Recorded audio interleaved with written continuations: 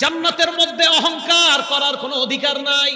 ফাখরুজ মিনহা ইন্নাকা মিনাস সাগিরিন, তুমি জান্নাত থেকে বের হয়ে যাও। জান্নাত অহংকার করার জায়গা না। এবার দুনিয়ার মধ্যে মিলান, বলেন তো জান্নাত কিসের জায়গা না? ইবলিস অহংকার করার কারণে আল্লাহ কয় জান্নাতের মধ্যে অহংকার করার কোনো অধিকার নাই।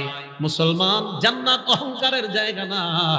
অহংকার দিলের মধ্যে থাকলে ওই ব্যক্তিও জান্নাতে জায়গা পায় না।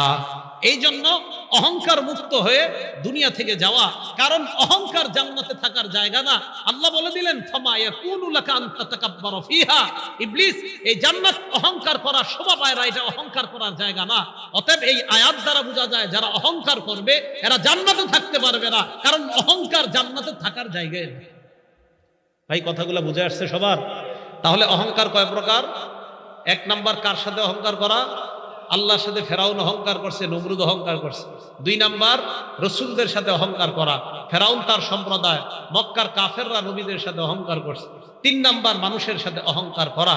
এই অহংকার তাদের ব্যাপারে আল্লাহ বলেন ইন্নাল্লাহা লা ইউহিব্বু কুল্লা মুখতালিন ফখুর, নিশ্চয়ই আল্লাহ প্রত্যেক দাম্ভিক অহংকারীকে পছন্দ করে না।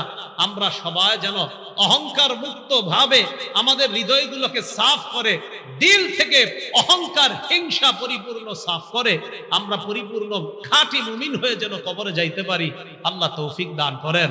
আমিন। ওয়া আখিরু দাওয়ানা আনিল হামদুলিল্লাহ।